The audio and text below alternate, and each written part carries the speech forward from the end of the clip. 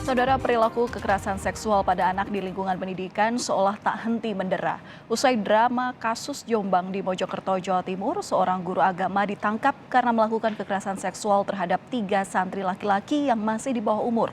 Perlu ada evaluasi dan pengawasan ekstra agar anak-anak tak jadi korban predator seks dan aman selama menempuh pendidikan. Kasus kekerasan seksual pada anak kini muncul satu persatu ke permukaan bak fenomena gunung es. Pada minggu lalu, publik dihebohkan dengan drama penangkapan Muhammad Subki Azalzani. Pengurus Pondok Pesantren Sidikiyah di Jombang ini jadi buruan aparat berwajib sejak awal tahun 2022 karena dugaan kekerasan seksual yang dilakukan terhadap santri. Padahal, putra pendiri pesantren Sidikiyah ini sudah jadi tersangka sejak akhir 2019. Kini Subki tinggal menunggu jalannya peradilan di Pengadilan Negeri Surabaya. Sidang perdana akan dimulai pada Senin 18 Juli mendatang, digelar secara daring dan tertutup untuk umum. Sidang baru dibuka untuk umum saat pembacaan putusan. Sidang kasus dugaan kekerasan seksual ini akan dipimpin Ketua Majelis Hakim Sutrisno dibantu 2 hakim anggota. Sedangkan jaksa penuntut umum berjumlah 8 orang yang berasal dari Kejaksaan Tinggi Jawa Timur serta Kejaksaan Negeri Jombang.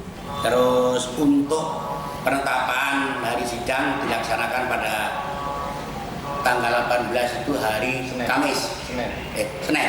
Senin 18 Juli. Oke. 18 Juli hari Senin untuk sidang pertama. Untuk keamanan kami akan koordinasi dengan Polrestabes Surabaya. Buntut dari kasus ini, Kementerian Agama sempat mencabut izin operasional pondok pesantren. Ribuan santri pun dirundung cemas akan nasib pendidikan mereka. Namun keputusan pencabutan izin pesantren dianulir oleh Menteri Agama ad interim, Muhadjir Effendi. Pembatalan ini dilakukan demi kebaikan ribuan santri di pondok pesantren. Muhadjir menyebut, pembatalan pencabutan izin operasional pondok pesantren Sidikiyah dilakukan sesuai arahan dari Presiden Joko Widodo. Dalam pondok itu ada ribuan santri dan ini harus dipastikan bahwa proses kegiatan belajar mengajarnya terjamin. Dan untuk bisa terjamin itu maka statusnya harus dipulihkan baik lembaga maupun anak-anak ini. Karena itu atas arahan dari Bapak Presiden sebaiknya pencabutan status izin operasional itu supaya dibatalkan. Setelah drama penangkapan Subki, kasus kekerasan seksual pada anak di lingkungan pendidikan kembali muncul ke permukaan. Masih di Jawa Timur, tepatnya di Mojokerto.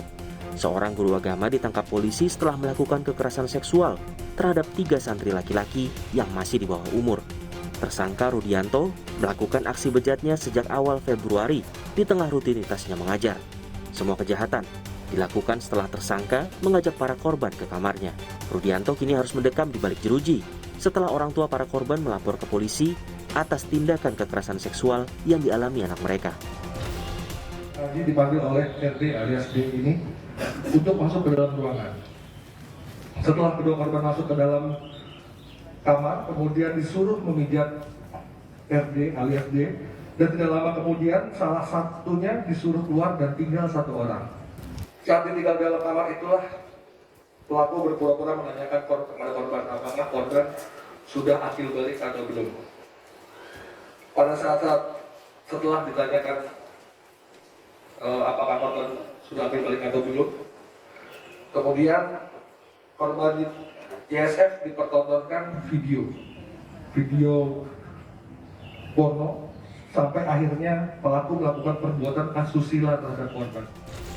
Ditangkapnya pelaku kekerasan seksual sedikitnya bisa memberi kelegaan bagi para korban dan anak-anak bahwa mereka tak lagi dilanda ketakutan selama menempuh pendidikan. Namun demikian, perlu ada evaluasi dari pihak terkait agar kejadian semacam ini tak terus terjadi. Sebab kekerasan seksual pada anak punya efek jangka panjang dalam kehidupan mereka. Oleh karena itu, lingkungan pendidikan sudah seharusnya jadi tempat yang aman bagi anak-anak. Tim Liputan, Kompas TV.